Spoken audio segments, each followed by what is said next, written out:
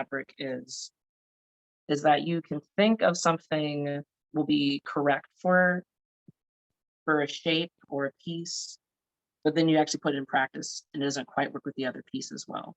So I have to think about how fabric looks together, and if you can tell what it clearly is next to another piece of fabric. But I'm going to start with, let's clear this out, with the hat shape. So in the picture here, we have a very 90s denim bucket hat. And so I immediately thought, okay, we're going to get a denim for that. But I would say that you could actually break this hat shape into two shapes, the rim and then the main part. So to define those, I actually have two different fabrics here. And I've actually gone and like traced these shapes, but these aren't the actual shapes we're going to be working with. But for this hat, we have to think about how that's going to be broken down. Because there's going to be a face that sits in it, I think the best thing to do is have the face as one fabric shape that actually slides into a cut, and then that's hidden by the other piece of fabric here. And for that, I'm going to start with cutting the rim shape. Now the rim shape, this is raw denim. I'm not as worried about the edges for this one. Edges is kind of the main thing to be thinking about when working with fabric, is how you want the edges to be resolved. But with denim, I kind of like that raw shape for this, so that you're very aware that it's denim. You want to think about the material for this one. Other materials you don't really want to think as much about. And then sometimes there's cases where you want, and we'll go into this a little bit further later on, what materials are used when it's just easier to use, and what materials are actually necessary to the composition to be acknowledged. So I'm going to go ahead and cut out this rim shape here. And I will say, you can't see this on camera very well, but I've just pre-drawn on here with like a blue fabric marker. I find color pencils work just fine. But if you need it to draw straight onto fabric, I'd say use a color pencil or a fabric specific pencil or whatever you really have on hand.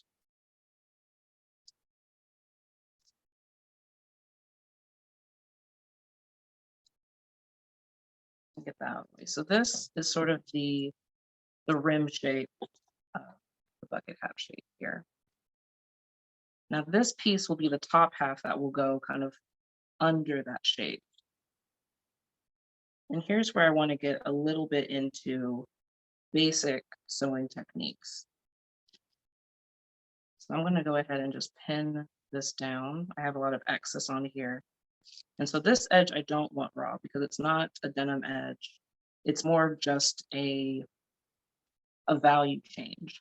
So I want to establish that this is not as close in the foreground as the other part of the hat.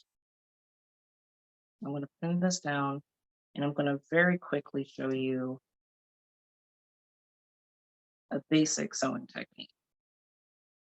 I'm going to use a white thing of thread because I think that will pick up. Can everyone see that thread pretty clearly on the blue there?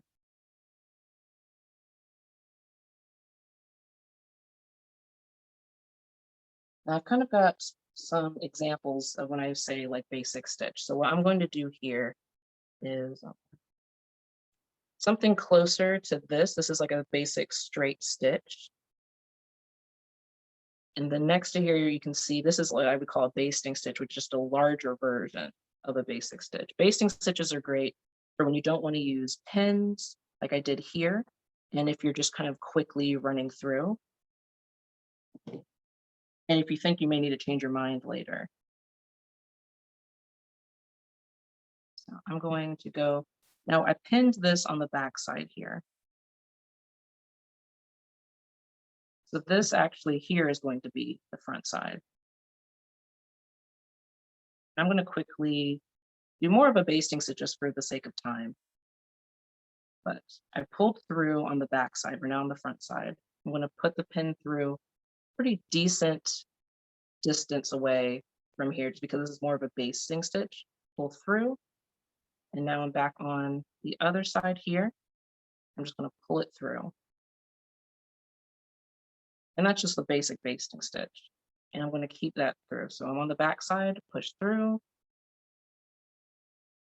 And then you see on the front and back over.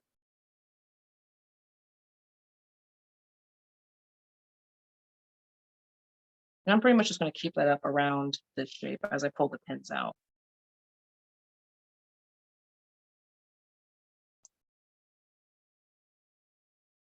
And if I change my mind about using this basting stitch, I can always go back through and do a smaller version of this, or use fabric glue, or wait till the actual collage is on the ground, on the background, because then I could actually attach all of this to the back and not have to worry so much about how the individual pieces are resolved.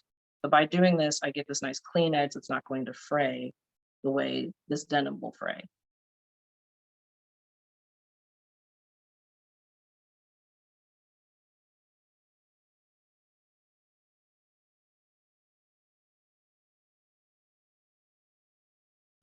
This is the kind of the quiet part of doing basic fabric, where you're kind of just running through a very repetitious moment.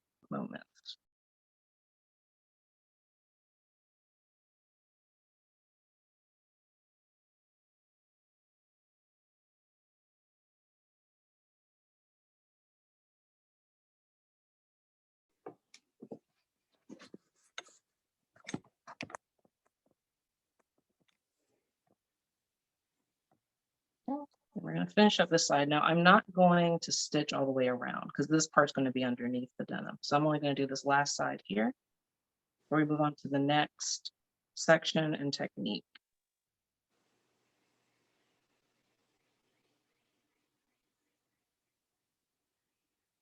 And then I will say something I didn't mention is when I started this, I already had a knot tied on the string so it doesn't slip through the fabric.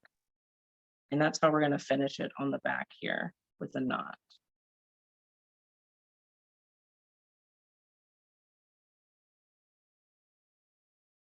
Go ahead and pull this last pin out.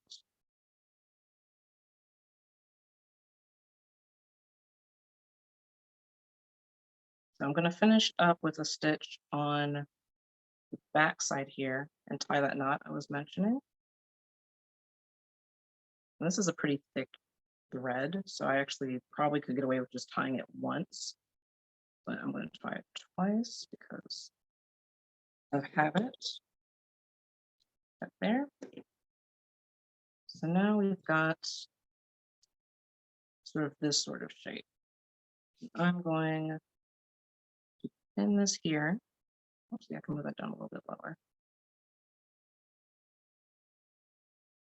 And I've got a little bit of it peeking out there, so I'm actually going to trim that with these scissors. So you don't see any of it back there.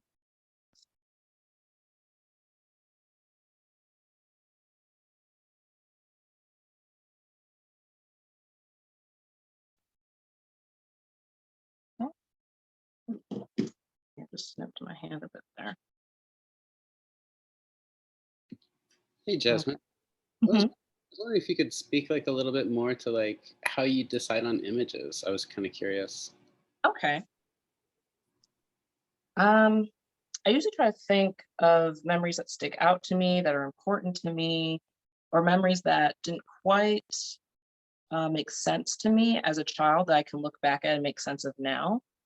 I particularly picked this image for the demo because there's a lot of different kind of shapes here, but I also was thinking about the idea of nostalgia, girlhood.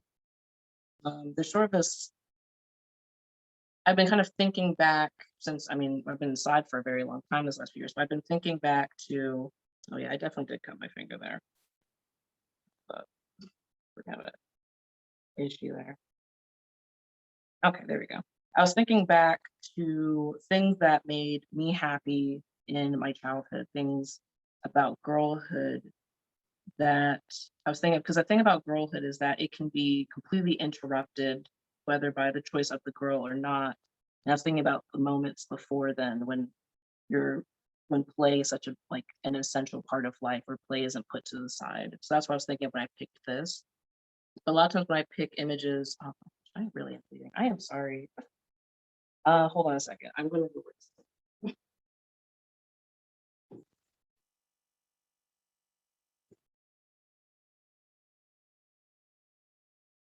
Sorry, I'm used to pricking my fingers with like sewing pins and stuff, so I thought that was going to stop bleeding immediately, but it didn't. Sorry.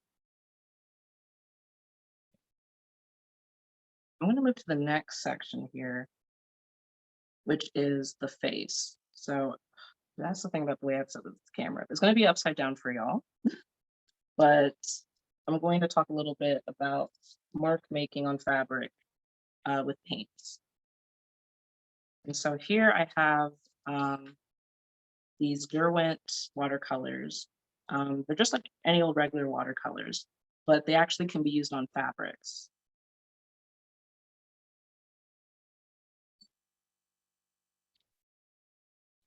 But I mean, you still have to kind of check to see how well the fabric absorbs it. Like stuff with a lot of nylon is not going to really work all that well with it.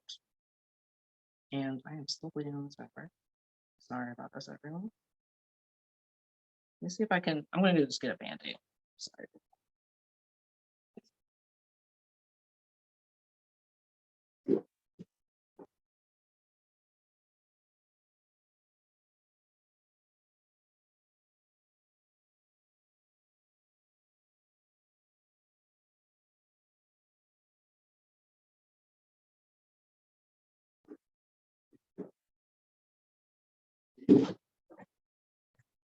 Okay, sorry about that. Did not expect to jab myself so badly on the finger.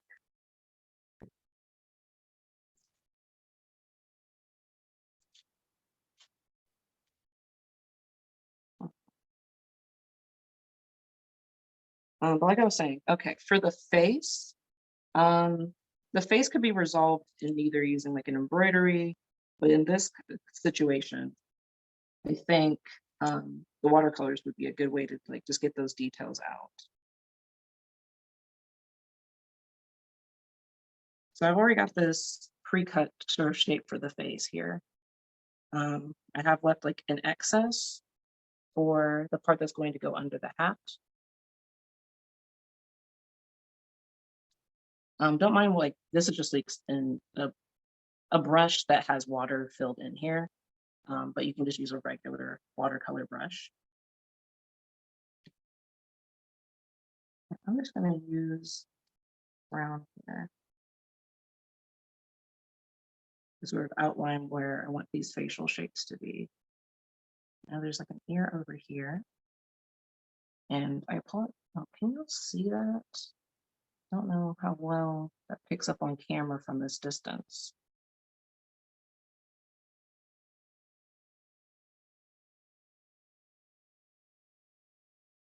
Do like a little eyebrows.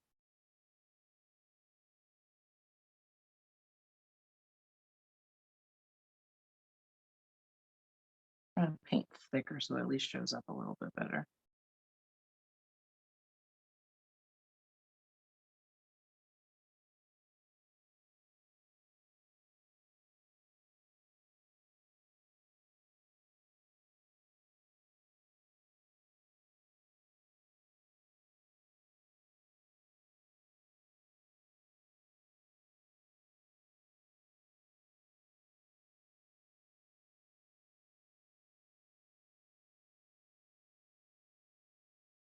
The thing about using watercolors on fabrics is that you can use it to give sort of like a stained effect or aged effect, or you can use it purely for image making, or you can use it as sort of like a sketch. So in this situation, I could go on here with the watercolors and then I could go back over it with embroidery or with other fabrics or with beadwork if I didn't want to leave it as just a paint on fabric.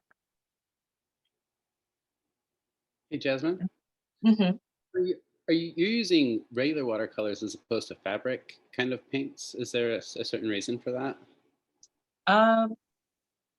Some fabric paints are a bit they're a bit too thick for me to use. I'm used to using when it comes to traditional mediums, I'm used to using like inks and ink washes.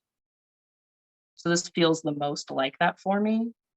As well as like it is kind of convenient to buy like a product that can work on both paper and fabric. but more so just because I'm used to using more of like an ink-based medium.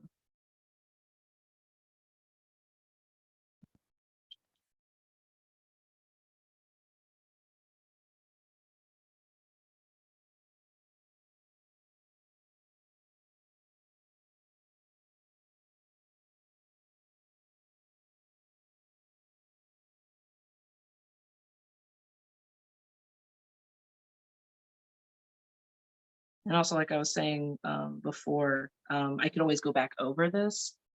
I find a lot of times when you're using like a paint that's designed for fabric, a lot of times it's a bit thicker, so it's harder to cover it over it without it looking like an afterthought. Versus if I covered this, this is so like easier to like kind of wash out. Like I could really water this down to the point where like only I could see it and then cover it, and it would feel more intentionally covered versus a fabric paint.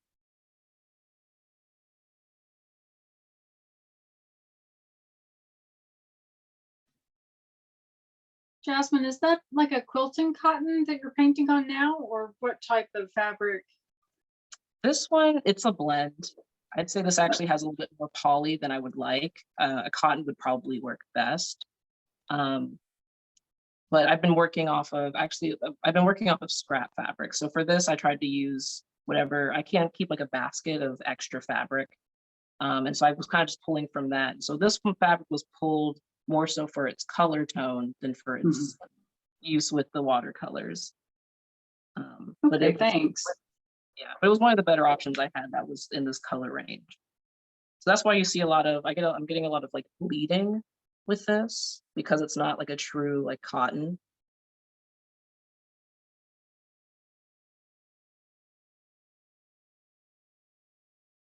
I don't mind the bleeding so much just because this is more based off of a memory. It gives me the idea of like a memory bleeding, it's fading.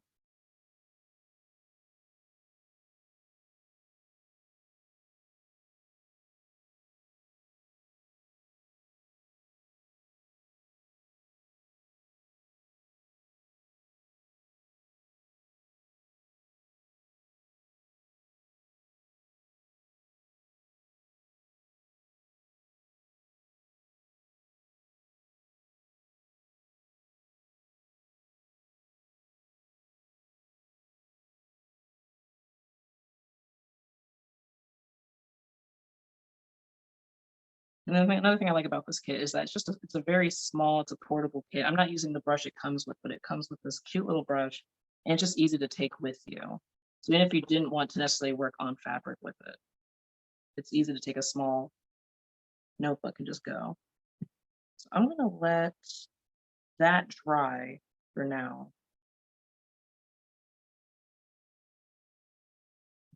'Cause I want us to keep moving, but feel free if you are following along with your own materials, you can keep up with the fabric paint. I want to move on to, I'm kind of going down the, the figure. So I've already got like a net cut out, a neck shape. And this is where we get into the use of felt. If you are not a strong sewer and you want to quickly get into creating shapes with fabric, felt is going to be your best friend. There's a reason why the Muppets were originally made of felt. It's very forgiving. It can hide any mistakes you make. It doesn't fray, and it comes in a variety of colors and patterns. It's great. So put a lot of felt in this just for time's sake. And this doesn't quite look like a neck shape, I know that, but that's because we're going to be doing a lot of overlapping. You should always leave an excess where you think you need some, because with fabric, you can always chop off, but you can't add back easily. So we're at this point, I gotta remember to kind of flip this for you. We are kind of at this with the figure. And if we have time, we'll add hair details. That could be fun. We could play with yarn and some more felt with that. So let's move on to the shirt. The shirt I've pre-cut, and that's for a reason. I wanted to kind of show how to go about folding fabric for different shapes. We kind of did that a little bit with the top of this hat, but it's a very kind of square shape. When you get into odd shapes, like with this shirt, there's a lot of different angles. There's different approaches to how you can fold over fabric to kind of get around that, and how to cut it. So I've got, well, actually this part here, we're going to cover with the ball shape. So we don't have to worry about that one as much. But over here, we've got where the neck is going to come in. And I know you can't really see the outline of that too well, but there is sort of this shape here that goes in. So for something like that, I would actually follow that with my scissors and cut up to that line and create these little notches. Because what that allows us to do is we can start to fold those notches over and create a rounded shape that is like nice and smooth. So this is where I'm going to get the trusty fabric paint out, because this isn't a shape that's going to change. This is going to be a little bit tough because fabric glue, if it's not brand new, it does not want to come out of the bottle very easily. So I'm just going to go around this edge and press down those shapes I just made.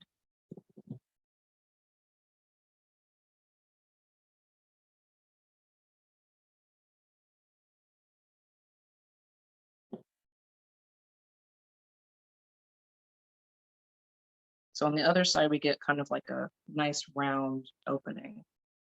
Not what I want to fold down now because I'm doing this a little bit early, but. And now for more of like an outside shape. Let's see, press this down a bit more. We're going to do something similar, but it's more of like, we don't, I'll show. We have more of like a round shape out here. For that one, you don't need as many cuts. We're going to cover the peak of the roundness there, or at the beginning, then at the peak, and then where it flattens out. You kind of create a fold. You're going to fold on either side of that hill we created, and you may have to kind of pinch that to create something like that. I'm gonna just do that real fast.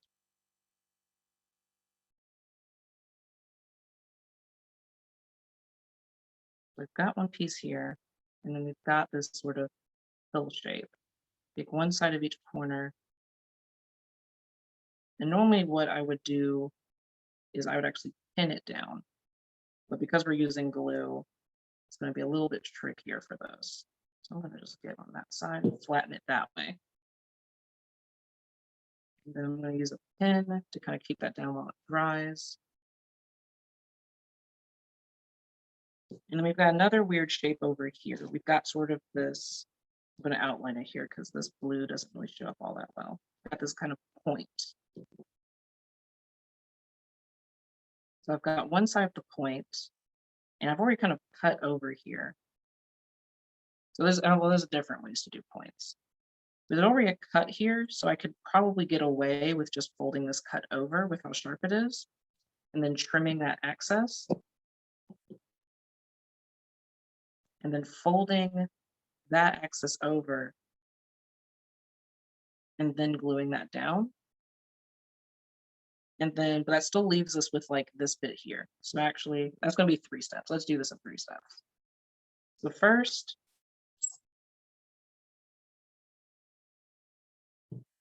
is folding this bit over. Next would be folding this part over.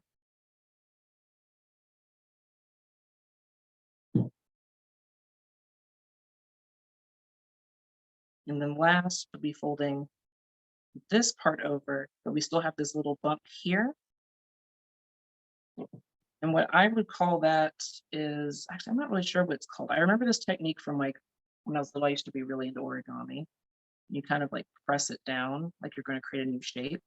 But that's kind of the idea with this one. I think it's kind of hard to do just because this glue really doesn't want to come out of here. But you could do that. And then just kind of flatten that corner out like there. For that, I'm going to put glue on the inside of that shape. And then on the outside as well. Yeah, if you have fresher fabric glue than I do, that is a lot easier. Flatten that out. And again, I'm gonna put a pin there to sort of hold that in place. So that pin doesn't want to stay, does it?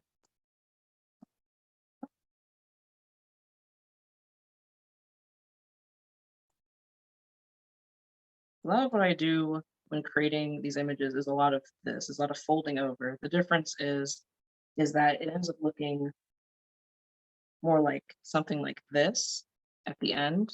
I've already kind of created the leg of this figure. It ends up looking kind of like this on one side, but then it ends up looking like this. And then I run this through a machine to where it looks like, where it looks like this. Something more like that. But then the rest of the shape is something similar, where it's a matter of flipping to get round curves, depending on the side. So something like this, where I have this round shape that's very tight. You know, a bunch of these little snips would help, but then I have a round curve over here, which is very wide. So I probably would need a few of these wider shapes to fold over to create that.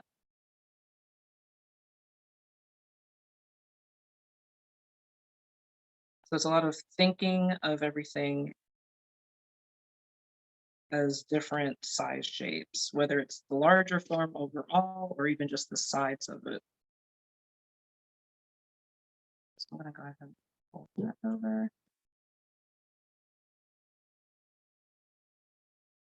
And actually, while I'm doing that, I can go ahead and do this side, which is a straight side, so that one's a lot easier. I can glue this spread. I think I have a brush for this actually.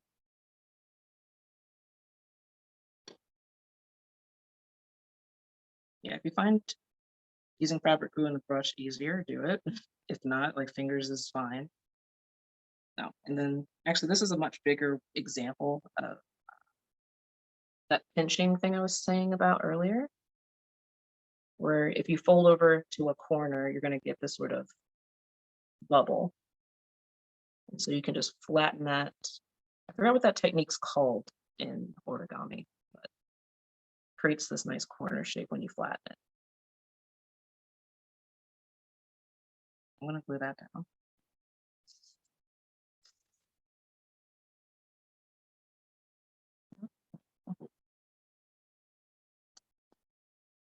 Each side of that. So I have a question.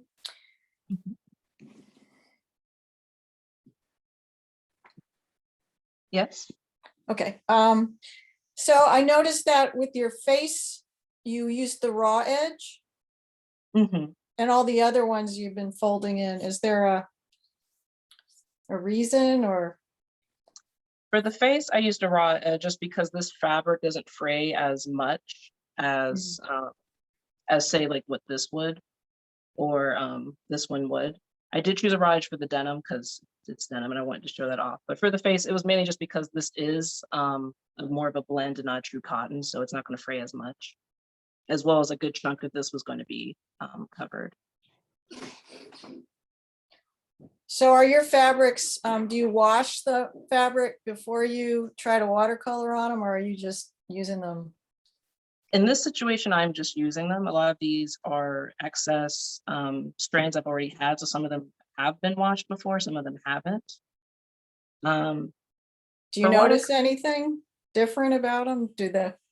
I mean, the main reason you'd want to wash it beforehand is to prevent, to get any shrinkage out, really. So the fabric is going to shrink. So if you think that fabric's going to ever come into contact into being a situation that would need to be washed, like say you were going to paint on like canvas bags or something like that, and someone may need to wash it at some point, I would say you definitely need to wash it beforehand. Or if it was going to go on some clothing or a pillow covering. But for these collage pieces, a lot of them aren't going to be like washed, so it isn't as important. to wash it ahead of time, but it definitely does help with stretching and preventing shrinkage. That will Thank cause you. more later. I'm gonna brush along here.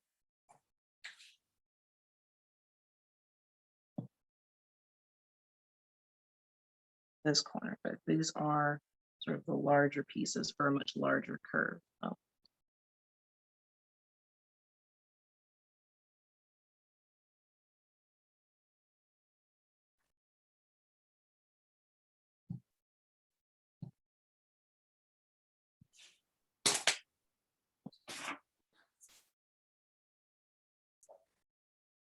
Actually, I didn't really have to do that curve because there's going to be a ball that goes there. So that's kind of a matter of keeping track of what's going to be access and what's not. The rest of these are pretty much sides like that where it's pretty straight. So I'm going to just speed through these so we can get to the next section.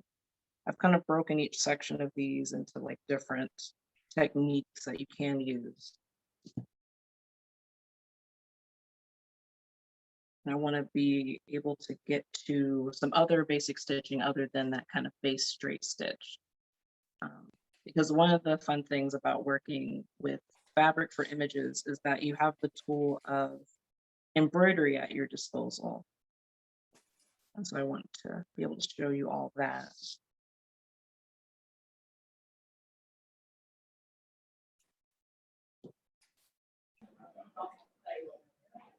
You can also sometimes use wash things to make sure that they won't bleed. Mm-hmm. In addition to if you're going to be using them in something that's going to be cleaned. And I think if you're turning the corners and turning them under sort of like that, it might be mitering in at least quilting terms. Goodbye. I think that is the term I'm looking for. I guess what I was thinking about when I was asking that question is that a lot of, say, new materials are finished somewhat, you know?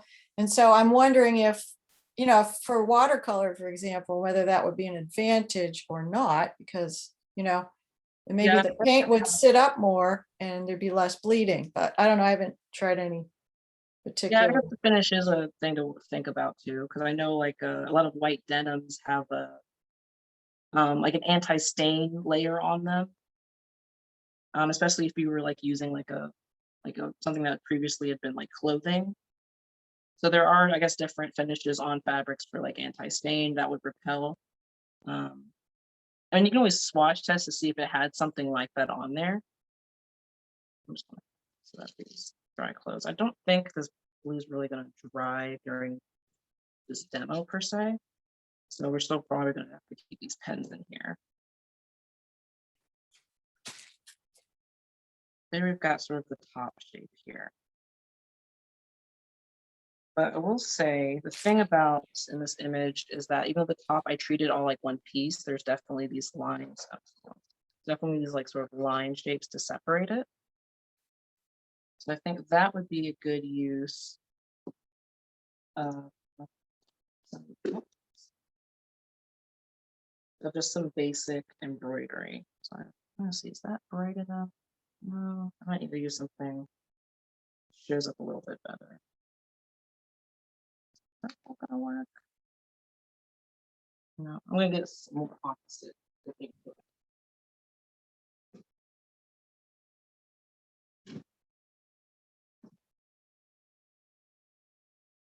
No. Yeah, this print pretty much has like every color. You know what? I'm gonna leave the top alone and I will use the pant as like an example for the embroidery just so we can actually see it on camera.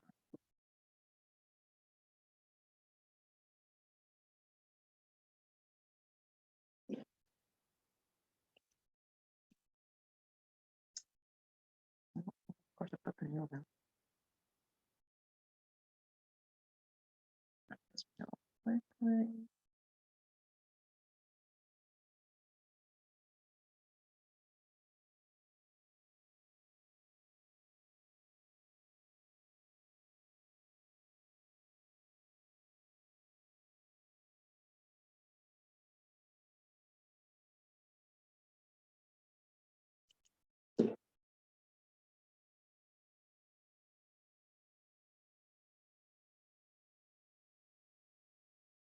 So even this doesn't quite match up because I just need y'all to be able to see it. So I'm going to use pink on blue. Now I've already cut out this shape, but if you were going to embroider on something, it might be easier to like do it before, like do it on and within an embroidery hoop before cutting the shape out. So maybe drawing it, then putting in the hoop, embroidering it, and then cutting it out. But I think for showing details, like I think for the shorts, there's like a little notch to show that these are two separate legs. I think something like here we've got two kind of thicker, we've got like a chain stitch, and I can show you that one. That one's pretty thick. And then this one, again, I'm not the best with terminology. It's not a straight stitch per se, but it's not a back stitch. I think it's like a, what's it, a stem stitch where you kind of stitch through it. But first let's go through the chain stitch because that one's thicker. So I'm gonna pull this closer to the camera. So I'm gonna go underneath here.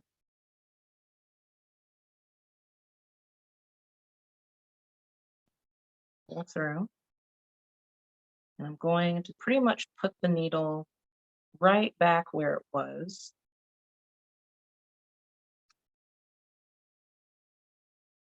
I'm going to pull, not quite close it. So I get this nice little, did it freeze? Oh, there it goes. I think it froze for me, but it's back. So you get this nice little loop here. I'm going to stick the needle just a little bit. And I'm going to just do this bigger than I normally would, just because it's easier to see. I'm going to put the needle forward here from the bottom. I'm going to stick it through that loop. Then I'm going to pull, creating this nice little loop stitch. I'll do that again. I'm going to put the needle pretty much right where this was.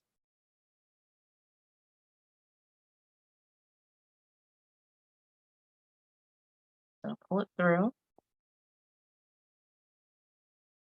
Another loop there. And from the bottom, I'm going to go forward through that loop. And then I'm going to pull. So that's kind of the gist of a chain stitch. It gives you this nice thick line.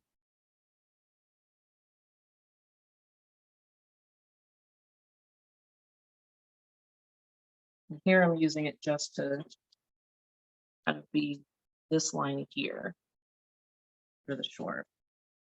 So something thick and simple to get that mark across. Because I really think of working with textiles as, especially embroidery, as a form of mark making.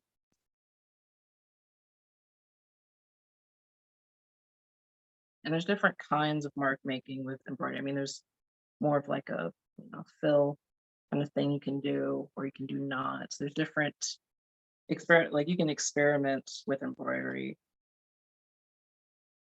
Just going to get this line going a little bit more with this chain stitch.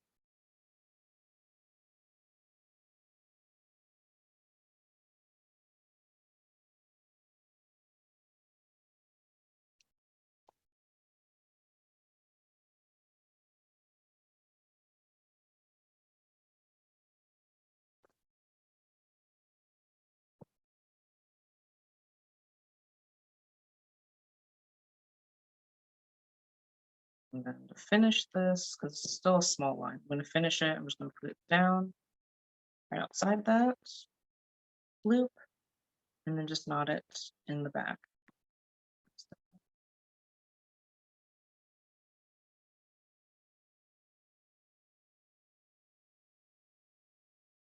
I mean, for time's sake, I'm just going to do this one line for the chain stitch.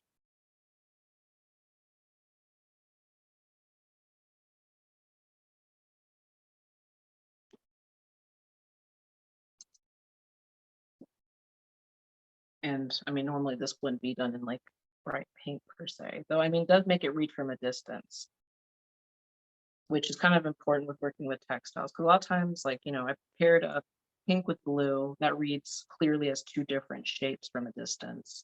And this does help read this as that's a line from a distance. Because there's definitely been times where I put something together and it reads well, like up close.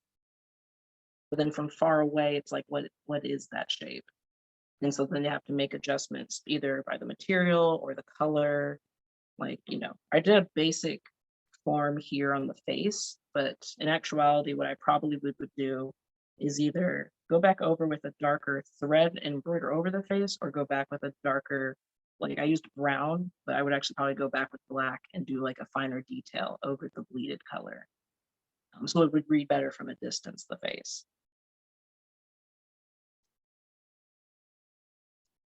Now, there's another detail on this sort of pant shape. It's sort of like a skirt. And I could actually go through and add another layer here. And I could choose to either do the same fabric and just like make another shape, or I could pick a completely different fabric. I could do a similar one, or I could do like a wild card. And this is a very 90s picture. This is like a very 90s fabric. But then I don't want it to bleed too much into that one. No, it doesn't. So let's go off script here and make a sport shape with this.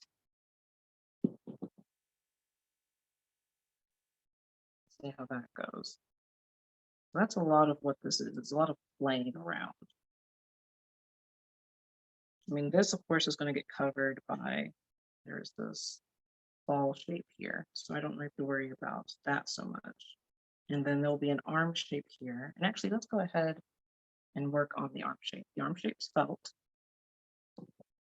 Again, felt is your friend, doesn't really take a lot of extra effort.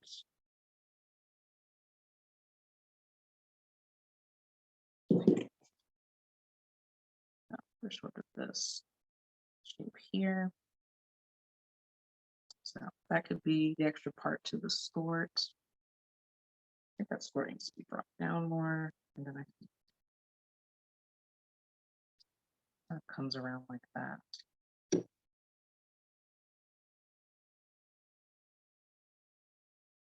No, actually, a little bit of shirt peeking on that side. This is where we run into, I was originally going to embroider the shapes for the sleeves to sort of define this, but I don't know if that's going to read very well on camera. But I do have some yarn here. So maybe that's what we'll do instead. So what I can do, instead of embroidering, I can sort of stitch this yarn down to make the shapes that I want. So it reads a little bit better.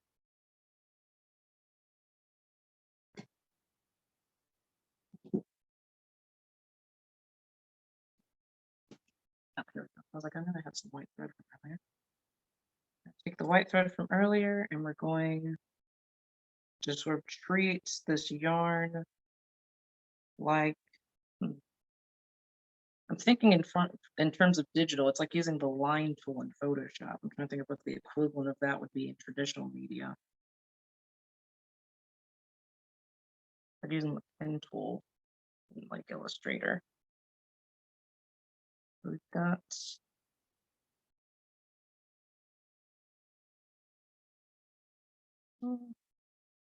yeah. So what I'm gonna do for the sleeve is come up underneath with my needle and just sort of create little loops to lock the yarn in place in spots.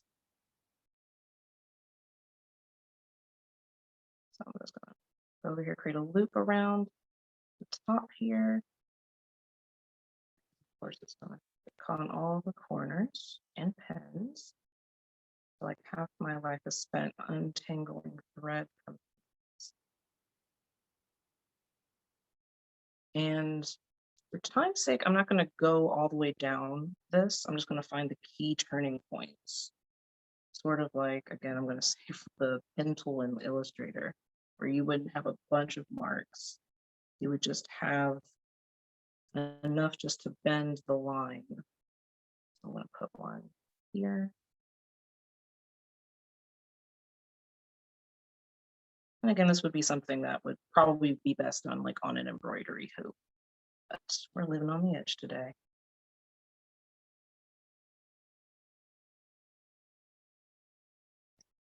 And I need it to come and curve down like that. I probably could see if that there we go, pull that through.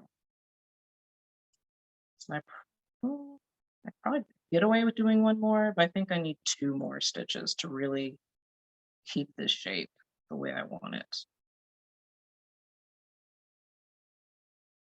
So 1 more there.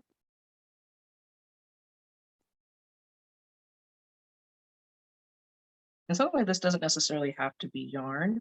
I don't have any beads with me, but like beaded embroidery would probably also have worked, or maybe some thin, like a line of buttons.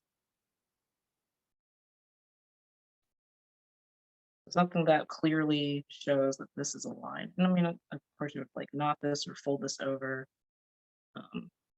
to resolve that. But for right now, I'm just going to leave it out because I may change my mind later about that shape.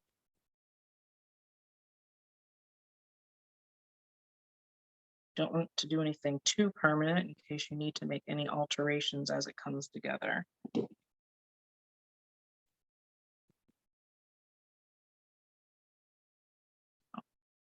Like there would be a shape for 1 sleeve. And to do another one here to get the chest.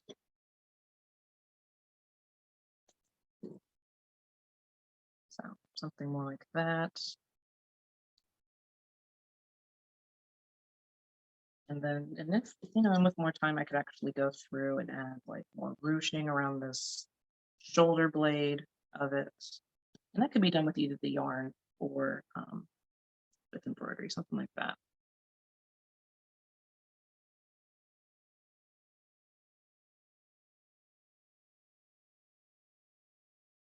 But for time's sake, I'm just going to leave that there as sort of an idea.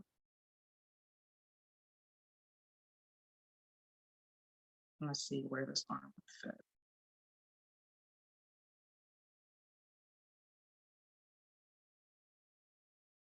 Okay, so with the skirt starting a little bit higher, we don't need it to go that high. I think at this point we've got enough shapes sort of coming together that we can start thinking about the ground plane and how these would all start to like look as the shape kind of comes together a little bit.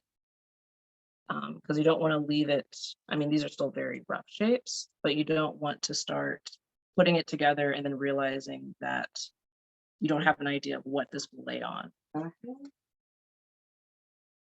This fabric here, this to me said like the background of a Rugrats episode, which is very 90s for me. But it's a very saturated when you put it next to this. So I'm actually going to flip it over to the back side where you get a little bit of those dots showing through, but it's not as saturated as these shapes. So I'm gonna lay this out.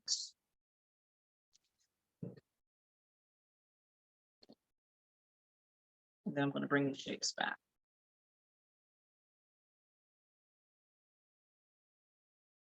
And think about how they were overlapping. So we've got the neck under the shirt.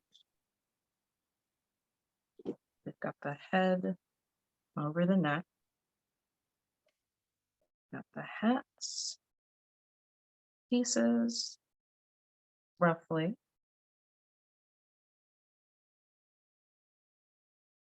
And again, this would be another opportunity to play with, there we go, yeah, it overlaps over this part, but not over that part. Play with, I think in the sketch there's originally like hair, we could have, I've got black yarn, we could play with that. So let me pull this back into frame a little bit for y'all. There we go. Yeah, I don't know if I can actually get the whole form in the frame unless I turn it sideways at this point. See, I don't mind doing that. Let's do that. I go sideways with it.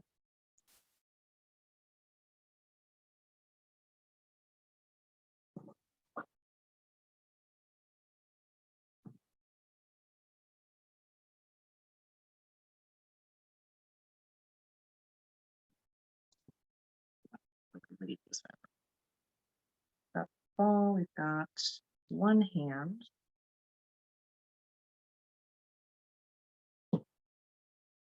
We've got the makeshift skirt.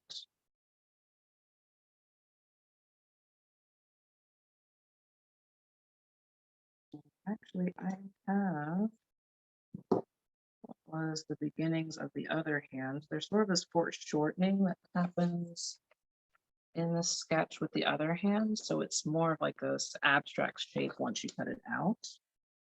And I left a lot of excess fabric to go underneath the ball shape. And I would see, this is a good thing about putting that line there. Now I know where that needs to stand. And then I did actually, I think I should have drawn the legs earlier, but we've got one leg. You can't really see it all too well at this point because it's getting cut off. I'm going to go ahead and put the start so you can kind of see the start of one leg, and then the other leg I left pinned as the example. So we've got the basis of the form here. And at this point, this is where you can start to play with what fabrics are working and what fabrics aren't. Like I had cut out this big red felt thing because it'd be easy and I wouldn't have to do the edges. But the problem with that is that it's right next to the felt hands. So then you've got this material that's not supposed to be organic next to two shapes that are supposed to be organic. So at this point, I would consider maybe swapping it out with like a different fabric. I've got this other red here that would probably work a little bit better. I may want to rework this. At this point, we start thinking more about where embroidery is needed, like how we did here. We start thinking about what other details. Like in this picture, I've got this little, they were really big on putting flowers on those hats back then. And so I've got some petals cut out of what could be a hat. I think I'm probably going to need more to make this work. I start thinking of the smaller shapes. So this isn't really a detail, but it's definitely smaller than the overall shapes. So those would be the next step before really refining the images. So I'm going to take some of these, lay them over here. I mean, it's a sunflower, so I'm going to go with like a dark brown shape here. I'm gonna like eyeball that. A round-ish shape.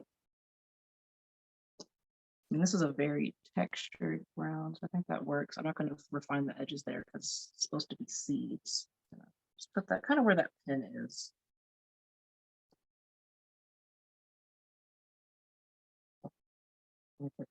Go around, I'll start placing these.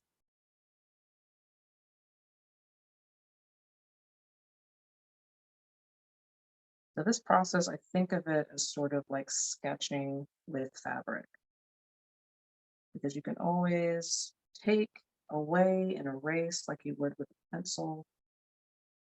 If I didn't like how the face went, I could always remove it, start over, because I mean, watercolor is permanent, but the fabric can always be moved at this point.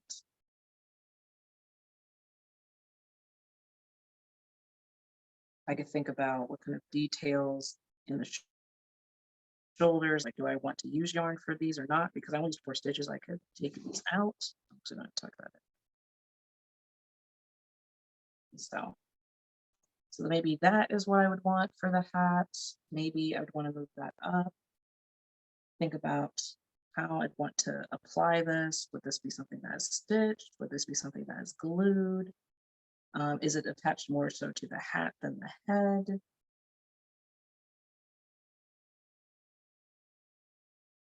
For something like this, I actually would think, and I don't have enough time to do a bunch of these, but you can do right here, you see this little knot done with embroidery thread. I think because it's the middle of the sunflower seed, the best way to attach these petals would be a bunch of these little knots, but in brown to attach it. But I'll do one knot. I'm not going to do it in brown because I want y'all to see it. Sort of give an example of what I'm talking about.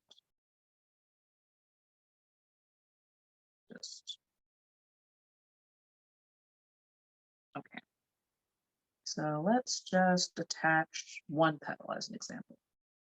Or maybe I can do two. I've got these here. I'm going to go underneath, up through, all the way up, going, go down, sort of like how we started the chain stitch. I'm going to go up again, but I'm going to keep that loop similar to where I was, like in the same spot. But I'm going to run it through the loop. I'm going to keep this up here. And actually, I pulled a little bit too much, actually. Hold up. And I did not pull all that tight.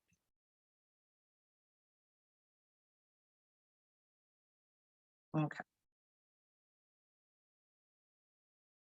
So if I hadn't pulled all that tight, there'd still be a pretty decent amount of space between that loop and that string. I'm going to go between there. And I've sort of already started the knot. Now I'm going to sort of, well, this is kind of a small piece of fabric, do this. I'm going to loop around and create a knot around that loop.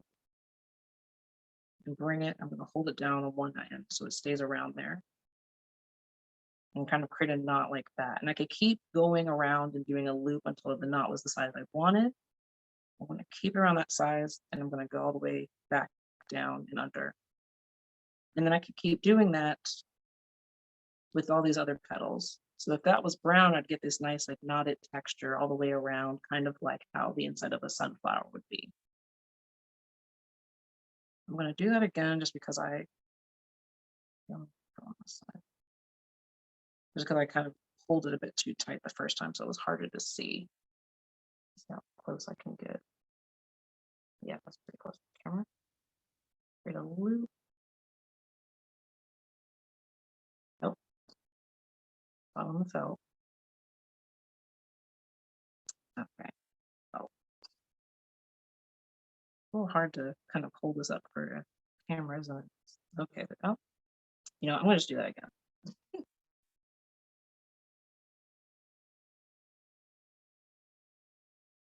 Okay, let's try that again. Go up, form a loop.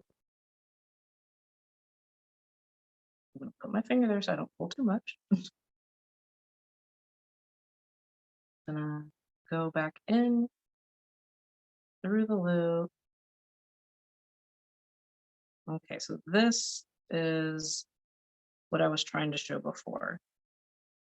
Is I'm in the loop. But there's space between where I'm in the loop and the loop itself.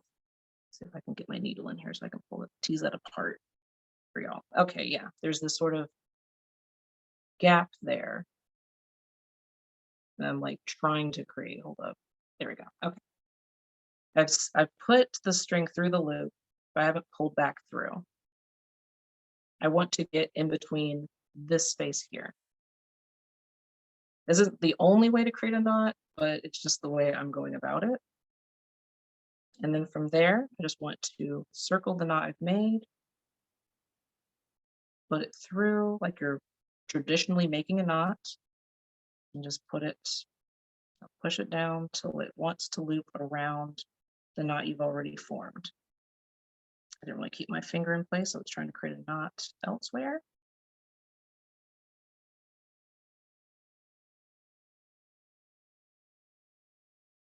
Okay, let me open that back up. Okay, I'm going to hold this down. This is a lot easier for me to hold down to do, and then use my finger to keep it in place. And I can do that as many times as I need to get the knot the size that I want. So even like a varying amount, like size knots around that would be fun.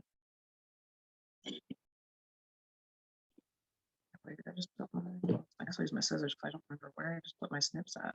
Well, first I got to go back to the other side. And then finish that. Did I cover the snips with this fabric? Okay. Well, I still have my scissors.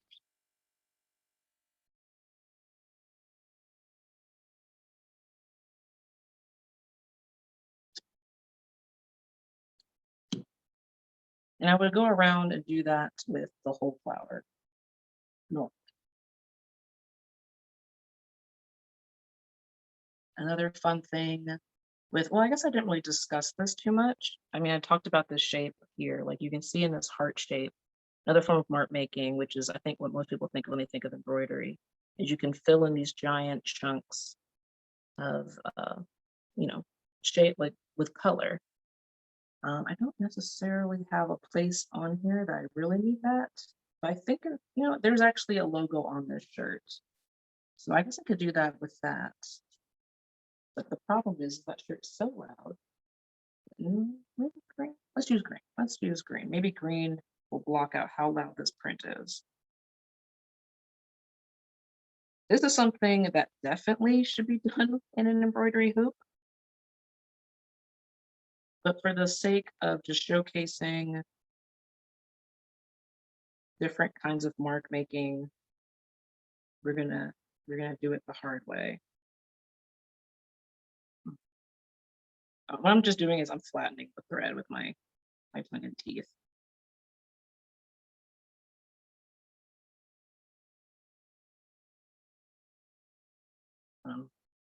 Threading this. Still don't know where I put my snips at. We're not gonna worry about this.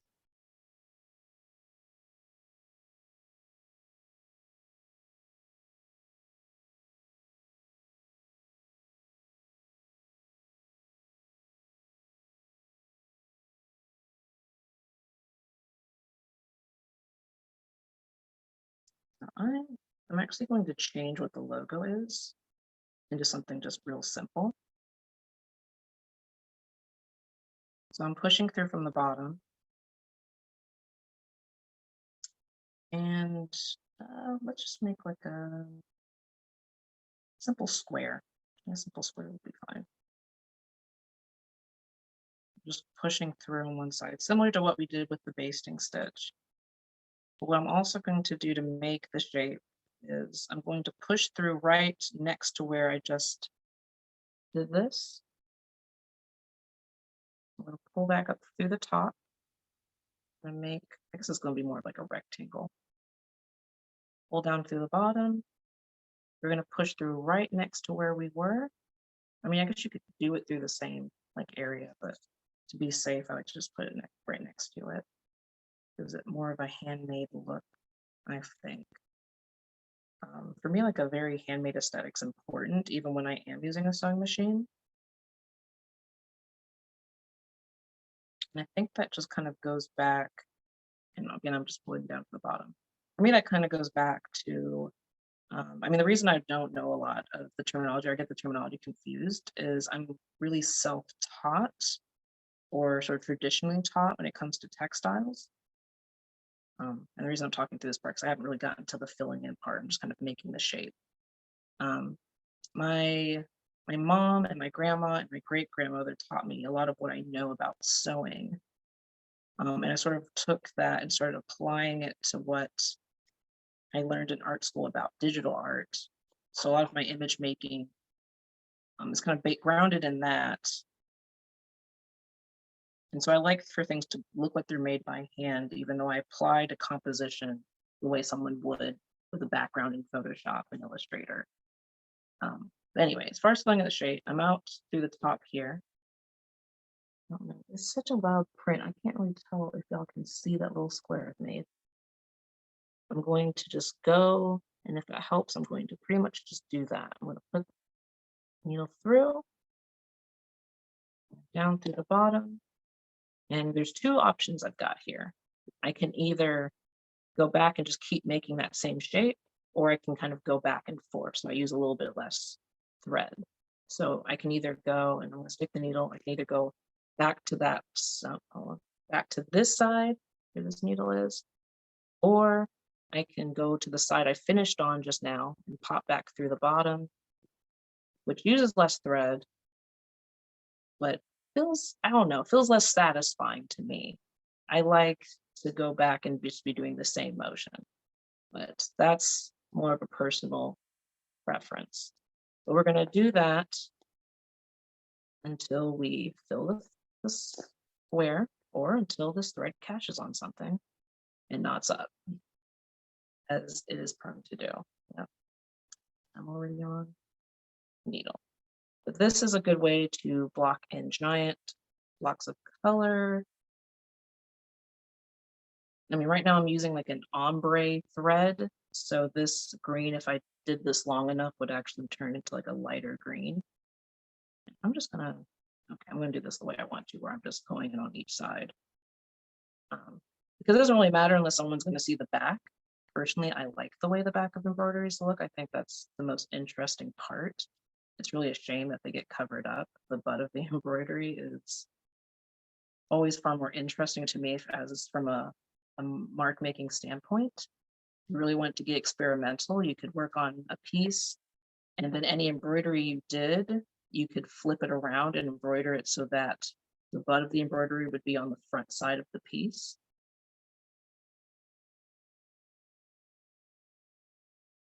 Okay, so this is why you want an embroider hoop. I'm starting to turn this into a sideways time dial because it's, it's going to buckle. I'm less concerned about this because I've made up this shape. I'm not worried about accuracy in this regard because I've already changed the shape from the original plan. And that's one of the reasons I like to work from memories anyway, is because memories are changeable, they're malleable, you can make them whatever you want them to be because odds are your brain has already done that. Yeah, there we've added a very simple square logo to the shirt. I mean, maybe from a distance it would read as a very tiny brand label of some sort. I'm going to go ahead and knock this in the back. I'm not going to attach this piece to the ground today, just for time's sake, as well as there's a lot of details on this that I think would be better off fleshed out. Jasmine, could you tell us what kind of ground you would use? Like, would you put it on a canvas or what would you do? For something like this, I'm actually prone, let me set this right. I tend to favor doing fabric where I run a dowel rod through the top of the fabric. So I'll stitch a loop and then run a dowel rod of some sort through the top and then finish the edge, maybe add trim on all the edges or tassels at the bottom. And just have it hanging, or maybe you have to put a smaller rod at the bottom that's closed so it keeps that weight. I like a hanging piece for the most part. It makes me think of my great grandma whenever she'd finish like a crocheted piece or like a macrame. It usually was hung up, usually by either a piece of driftwood. On my mother's side, I come from a part of an area near Wilmington called Seabreeze, which was historically like a Black and Native American area. That's kind of in a swampy area near the coast. And so she'd often would get like driftwood and would hang like quilts or macrame off that. So I tend to favor hanging pieces off of a piece of wood instead of stretching it around canvas. One, it's easier to transport. Also, it's just the look of a hanging piece for me. So That sounds beautiful. Thank you. no problem. Oh, I wish I could get this whole thing into frame, but I mean, I guess I don't want to ruin the fact that I got the camera kind of where it is. Where are we at for time? I don't want to jump into something that's going to take a bunch of time and then we're oh, yeah, a little bit of time. Let's play with. I don't want to mess with this because the petals aren't stitched down. I guess we could play with hair on this. I've got. I think, is there any other stitches we really want to go through? You know what? Actually, there is another stitch I'd like to go over. Because I've shown you different ways to finish an edge, but we haven't really gone over with the offset edge. And my terminology is a little fuzzy. Let's do it with, let's see, is that going to show up clear? Is that going to be clear? Let's do it with this one. Nah. You know what? No, let's do it with this one. I think this will be fun. This one needs it more. So another way to finish things off if you were using stitches is an offset edge. So I'm going to show you how to finish an edge that doesn't use glue or folding. So I'm going to take this needle and have it right over near the edge. And I'm going to loop it over like so. And then I'm going to put the needle right in front of where we had stitched it in. And then I'm going to keep repeating that. So fold it over, go back under, push through right in front of.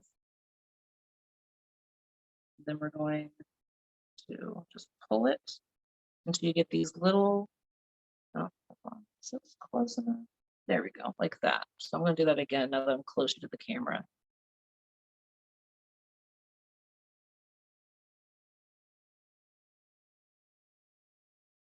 Gives you this nice, you know, I mean, like here you can see like a machine surging kind of thing, but this is like a very handmade way to finish an edge. I'm trying to make this big enough so it's visible. Pretty sure this is called an offset stitch, but the thing about stitches is they're kind of like plants. There's multiple names for everything.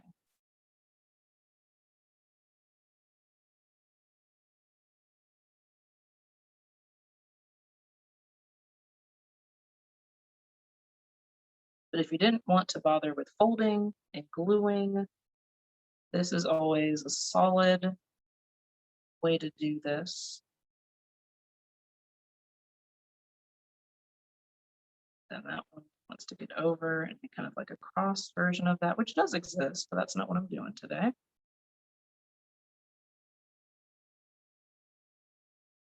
don't think this green shows up well enough. I'm trying to pick contrasting colors just so this picks up better on camera.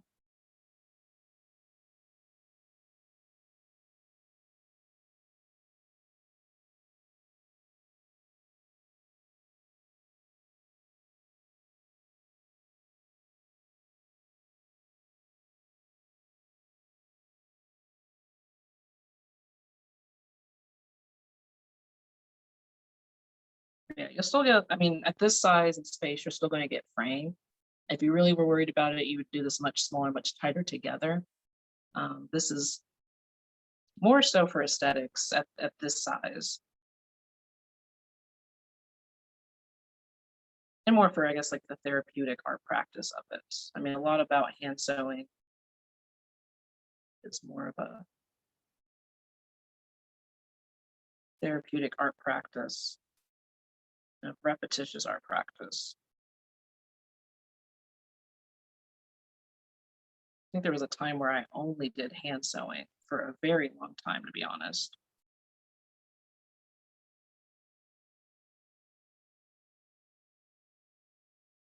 I think some of my only works, like some of my earlier works were only hand sewed. That's because I like the look of it. And it just felt crucial at the time to my art practice. So How do you choose now whether to hand sew or use your machine? Scale is a big factor. I've done some very large pieces where I did a piece where I created an entire southern porch out of fabric, and that was like 20 feet by 12 feet by 8 feet tall. So that one, there was a lot of machine stitching. But for finer detail work, I could do hand stitching. If it's something at that scale, though, I'm going to have to concede to doing a lot of machine stitching. If it's embroidery, I like to embroider by hand. I don't really use machine embroidery machines. Scale, if it's like scale in the opposite direction, if it's like super tiny detail, or if it's a material that's kind of hard for a machine to get a grip on. I've used a lot of sort of like clear vinyls, like plasticky kind of fabrics that really need a hand to kind of hold the pins in place and everything. So something like that would also be something I would hand stitch. Or if the particular visuals were something that the process was kind of important. So if the process being by hand was important to the narrative of the piece, then that would be another situation where it would need to be done by hand. Oh.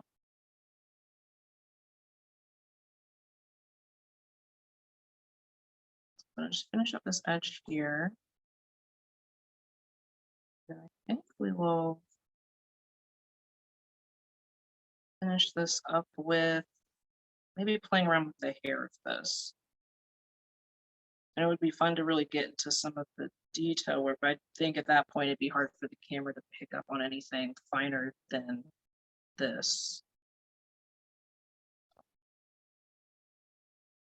As well as I said, I'd kind of go through, give you just the basic tool set of creating images in this way. So I'm gonna not right here. No, actually. Just stitch through back to the back side, not.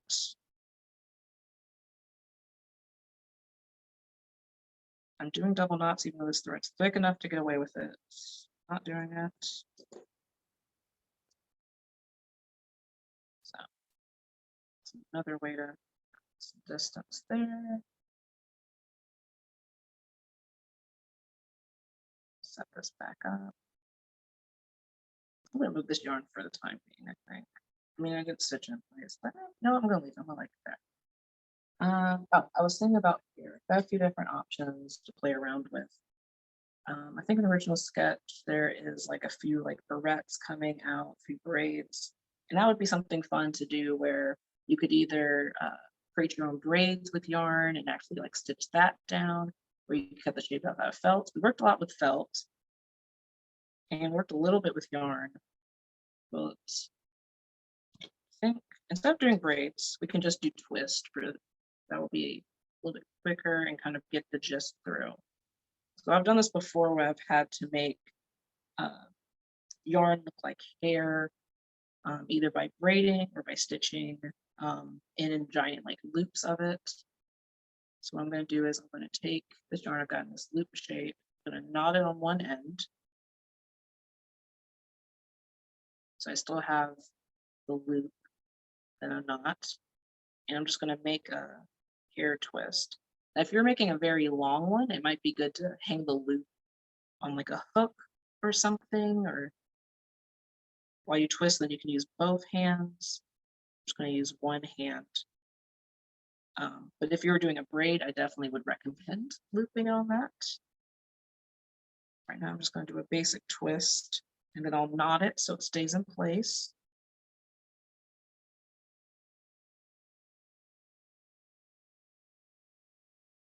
It's very nice.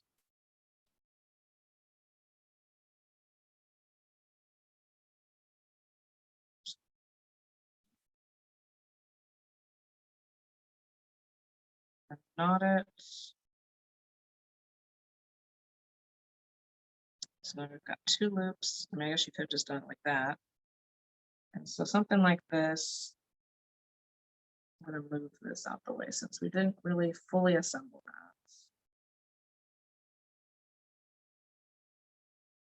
And a lot of this is blocked by the flower anyway. We could go through, we could have hair coming out this way. Let's go around this side. I think I only had like 2 or 3 pop out. So maybe there's one coming out over here. I'll put this back.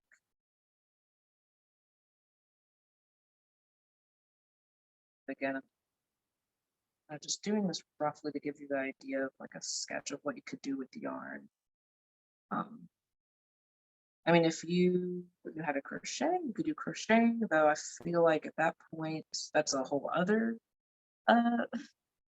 demo.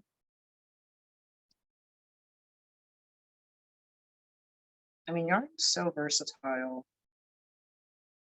I mean, you could really get into weaving.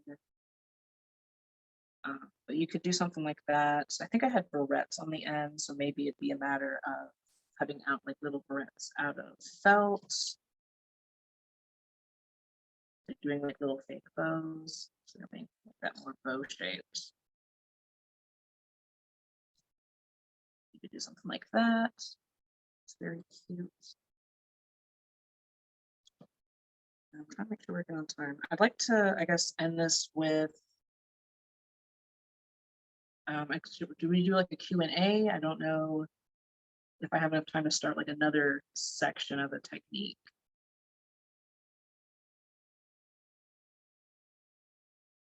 The only other thing I would think to suggest, it might look a bit silly, but cutouts are very valid. So we could take something like these very bland pants and we could fold up our section and start cutting out little polka dots.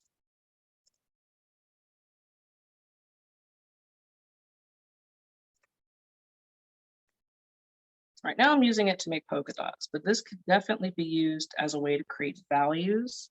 Like if you had shadowing you want to do and you didn't want to create this whole bulking shape, you could cut out another shape. What we're gonna do, I've got these little polka dots I've created. So I could take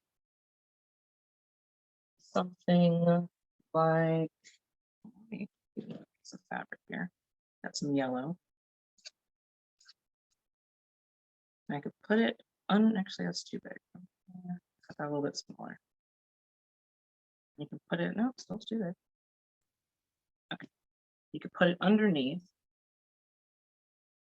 And now you've got this nice little pattern of polka dots. And you can do that with creating, like I was saying, value shapes or text. That's good for text. But here I just used it to make silly little polka dots. But I think that's another good thing to do. I mean, this is very good to do in a fabric that's not going to fray all that well. Or, I mean, later on, you could just go around, stitch around the edges, which would fix that, as well as it adhere the back to the front. I think these,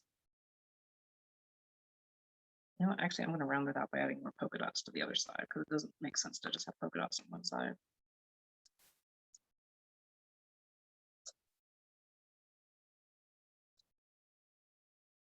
I've definitely used cutout shapes for creating text, textures, especially if the material I want to use in the other shape is harder to use. Like right now I'm using it with felt, but it would be really good to do a cutout and then underneath have like a nice like satiny kind of slipping fabric. Yellow back here.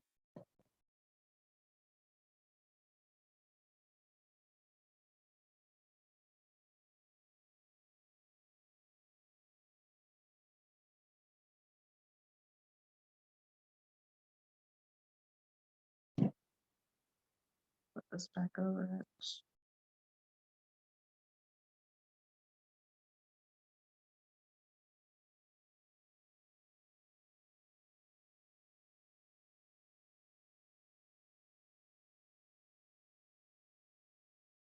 And so then the compositions kind of come in together. I mean, I know at some points this looks a bit crazy, like we still have a leg full of pins.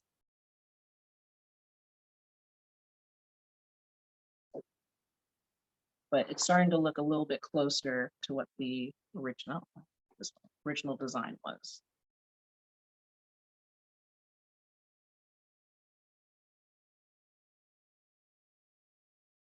Do we have any questions?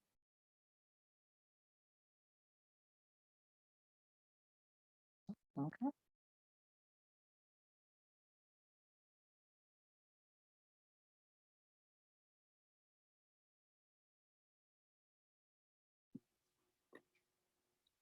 All right. Well, thanks everybody for joining us. The whole class has been recorded, and I'm going to have it sent out to you early next week, so you guys can reference that. I think we did get a question that popped up. Oh yeah, and you guys, there's not like a time limit if you guys need to answer. Or, yeah. Okay, I didn't know what the time thing was. What was the question? Hold on, let me try to get to the chat. Oh, okay. Oh, see, now I see the comment about the mitering now. How did I create the sketch? Okay, the sketch, well, this is actually a digital version of it, but I can show you the original sketchbook. So we have these. See if I turn that around. There we go. I have these two sketches in my sketchbook, and I sort of morphed them by taking a picture of them with my iPad and took the pieces of each one that worked. I gave it legs, all in an app called Procreate on the iPad. It's sort of like a Photoshop, but more of a focus on drawing and painting. That's usually how I work from sketch anyway. I usually start with a traditional medium in a sketchbook, and then I transfer it to digital just because it's a little bit easier to manipulate and make changes digital and make changes back and make multiple iterations. And from there, I cleaned up because I think this is originally on toned paper. I had to adjust the values to get it just like black and white, and then printed it out. But I think this is what ink. This is like what Pentel ink brushes. That's my main medium. My main traditional drawing medium is ink with brush pens.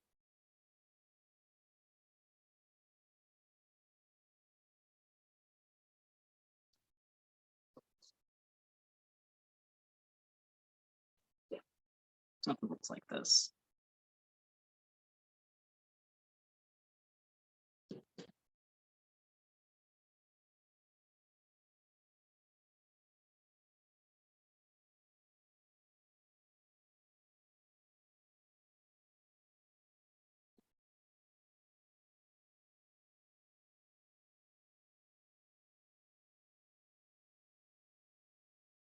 That's all the questions, unless anyone has anything else, or did I?